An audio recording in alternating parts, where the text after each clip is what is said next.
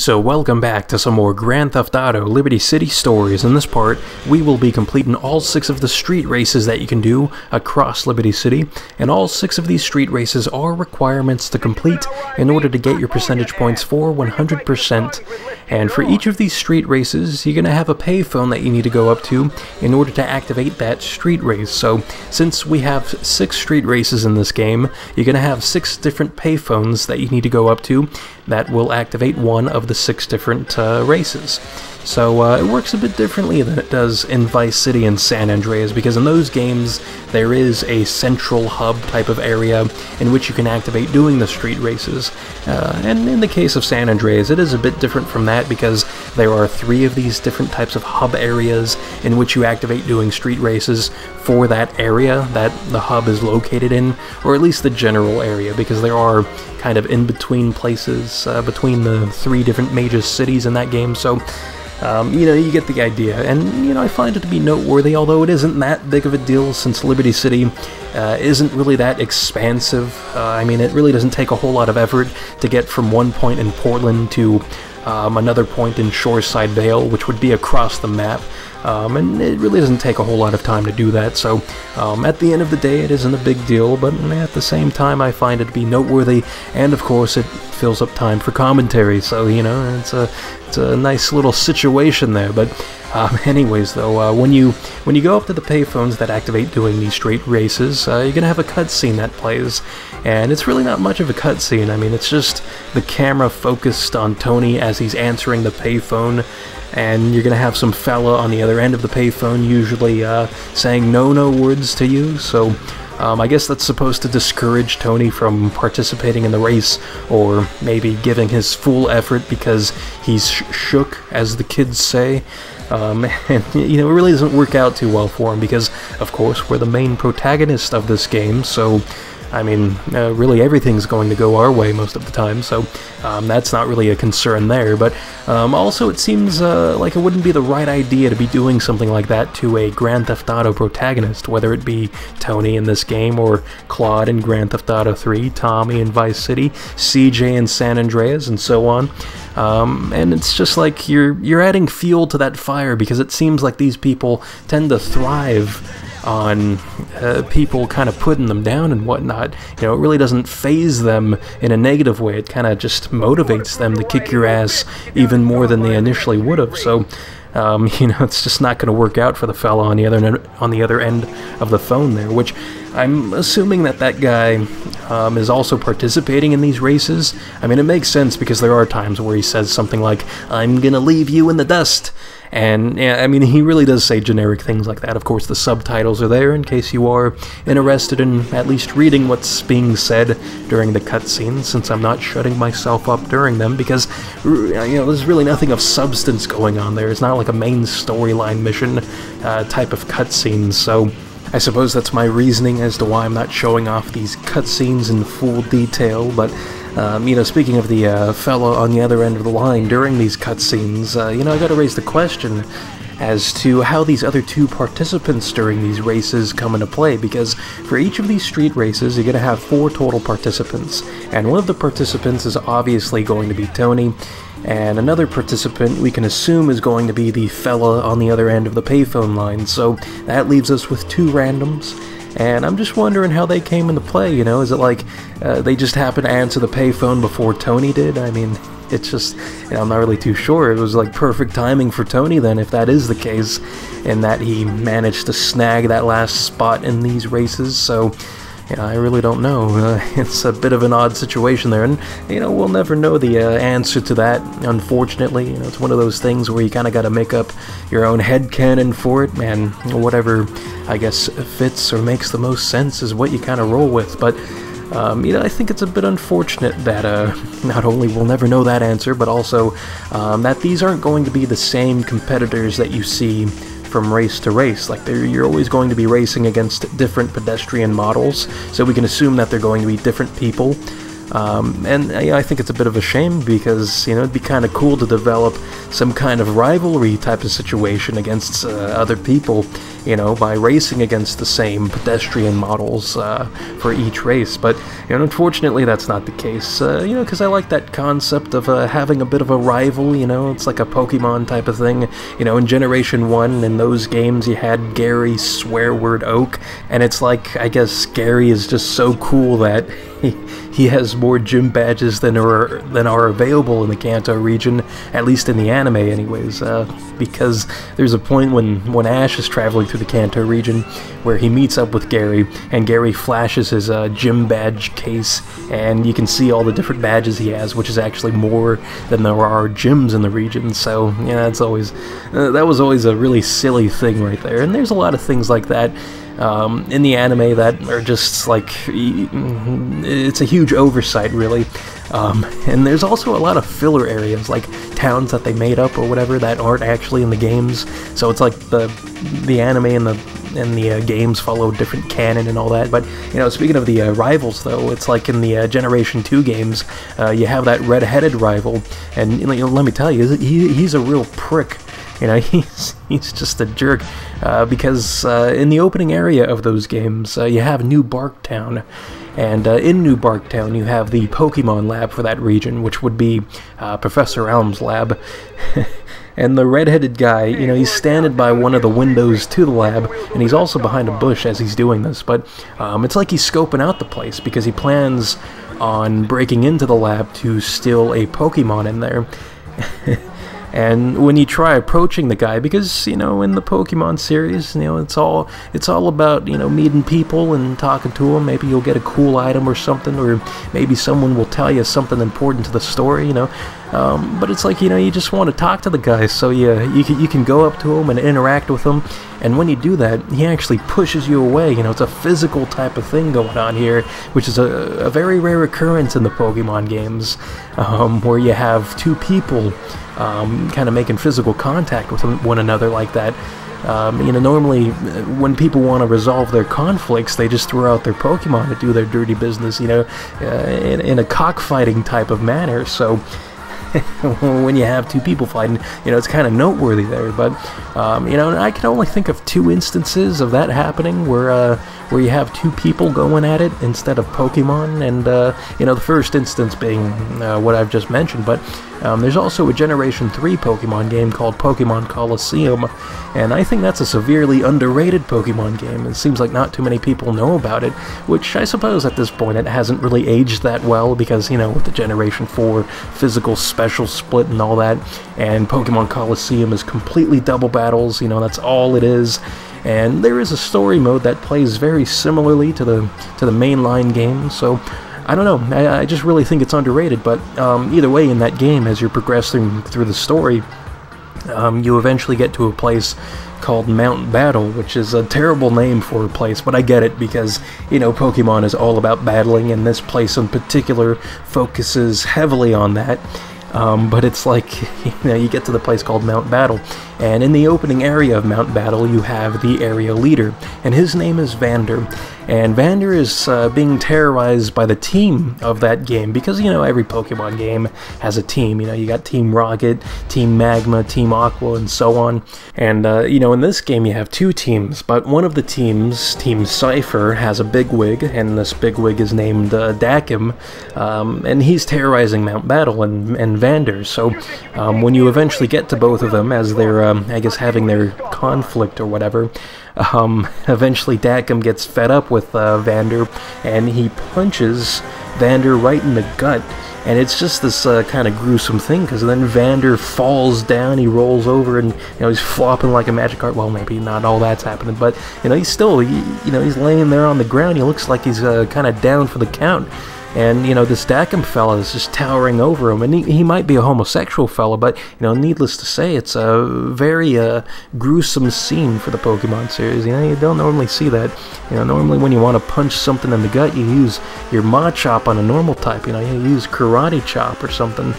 Yeah, but anyways, We've now moved on to the final street race here in Staten Island, and there's a bit of a pattern developing here, in that there's 2 street races for each of the 3 islands in Liberty City. So in Portland we had 2 street races, and here in Staten Island this is our 2nd street race, 4th total, and in Shoreside Vale after this we're going to have 2 more street races. So good stuff, I think. There's a nice little balance here, you know. There's not like a million street races that you have to do, because you know, I know some of these Grand Theft Auto games kind of go a bit overboard with all the different races.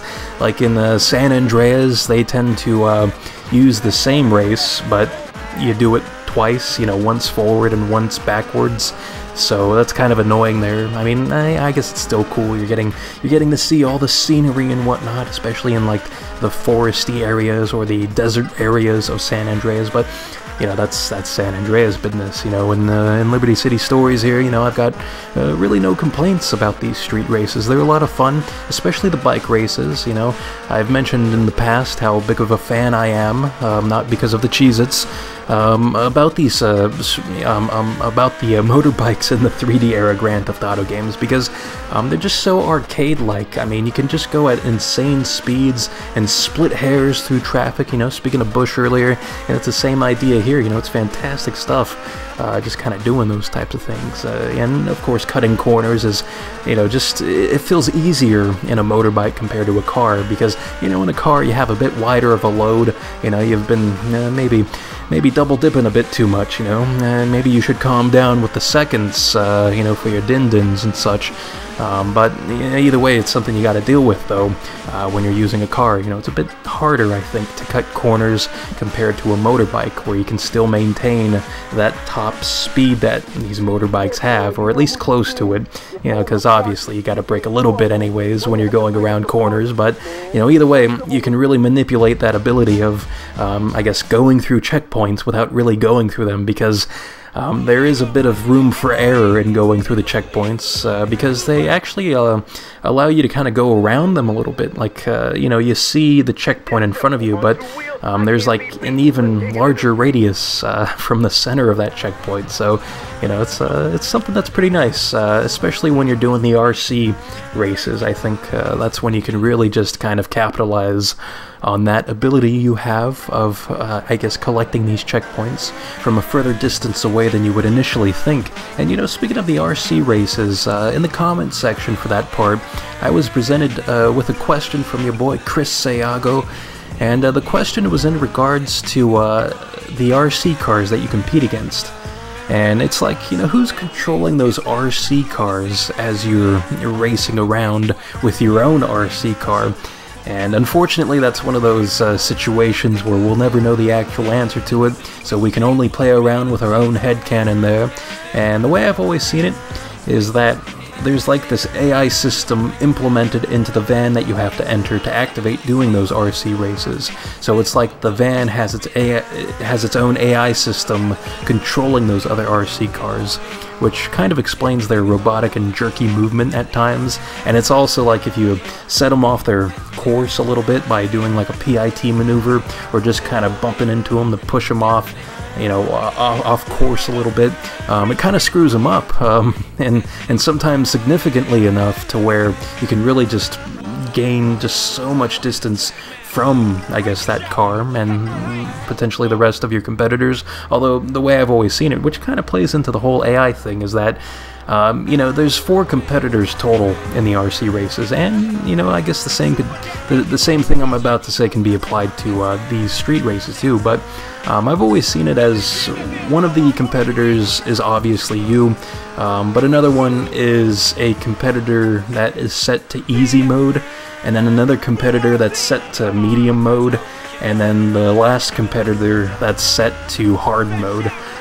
So that kind of plays in with the whole AI system thing, because it's like a setting that you can kind of flick on there when you're dealing with like an AI or a computer type of thing. So it's almost like you're playing a video game within a video game, I think anyways, and that Tony is competing against this computer that's within the Toys in the Hood van that you enter to do those street or those RC races. So that's kind of my opinion on it, although I suppose a different answer to that would be that There are just other people within other vans across Liberty City that happen to be doing the same RC race that you're doing, so you're competing against them, but I don't know, that just seems, that's a bit further beyond what I would think is reasonable there.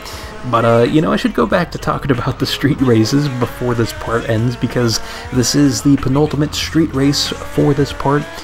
You know, it's the 5th out of 6 of these things, and, you know, it's like whenever I say races, I feel like someone who's not paying all that much attention to the video but still has it on playing in the background, which is completely fine by me. I mean, you know, you can watch the video however you want to watch it, you know, whether it's on your computer, tablet, whether you're taking your pees and poops, it really doesn't matter to me. As long as you enjoy the video, I mean, that's all that matters there. But it's like, you know, someone might think when I'm saying races that I'm referring to somebody's race, you know, like with the fine milk chocolate swarming the screen back there. I mean, that's phenomenal stuff, although they are prostitutes, or at least they have the prostitute character model, so I mean, maybe it's not great stuff that these women are running up to Tony at the end of each of these races that we win. And it's also like maybe someone who's not paying all that much attention might think I'm saying racist, like when I say something like, I love these races in this game, and then they might be thinking I'm saying, I love these races in this game, so that would be a terrible situation there. But fortunately, I guess I enunciate properly enough to where I've never had that problem, but it still bears mentioning, because not only do we need to fill time for commentary, but also, I don't know, I just feel self-conscious about, maybe I'm like, I mean, it's like, you ever have that moment when you're public speaking and then you kind of listen to yourself speak, like you're listening to yourself outside of your body, and it's like sometimes you're thinking, you know, am I even making sense what I'm saying here? It's almost like a situation where you hear a word enough times to the point to where it doesn't even seem like a real word. It's like, it's a weird phenomenon there, but I don't know, it just kind of crosses the mind every once in a while there. It's almost like, you know, maybe all these words don't really mean anything, but, you know, people just play along with it anyways because they're being nice to you. And, I mean, I don't know what the hell I'm talking about anymore. You know, it's pretty late, and I should really just stop talking about things that don't really involve the street races all that much. But, yeah, I don't know, man, maybe it's entertaining to some people, but I feel like I'm just making a fool out of myself here. But, you know, that's fine too. You know, that's part of the entertainment factor there. As much as you can get from these videos. But anyways, you know, it's like you may have noticed that I've been using the same vehicle as the competitors during these races. It's like with this race in particular, the competitors are all using cheetahs, so I've decided to bring a cheetah to the race, and you know, it kind of makes it to where it's an even playing field in a way. I mean, it's not like it makes these races super difficult when you're using the same vehicle as them. It definitely isn't as easy as if you were to like bring a cheetah to some of the other races that involve slower cars. So I don't know, I mean, it's really just whatever you prefer. Like maybe you have a favorite vehicle in mind, so you can just bring that to your appropriate race, because the way it works is that you can bring any type of car to a car race, and you can bring any type of bike to a bike race, but you cannot use a bike during a car race or a car during a bike race. So that's how that works, and you can use that to your advantage there, in that you can bring any type of vehicle as long as it's for the appropriate type of race.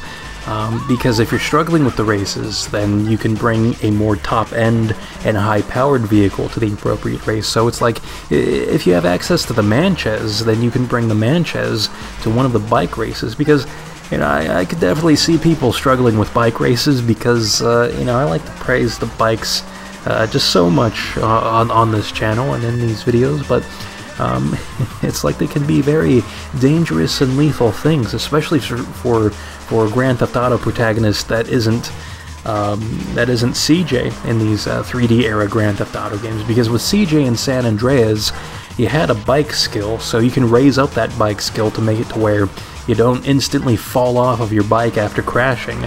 And although Tony isn't as bad as Tommy from Vice City, Tony still falls off a pretty decent amount. you know, every once in a while when you crash into something, so, you know, it's kind of worth it to, you know, watch yourself a little bit, you know, check yourself before you hurt yourself or whatever, you know.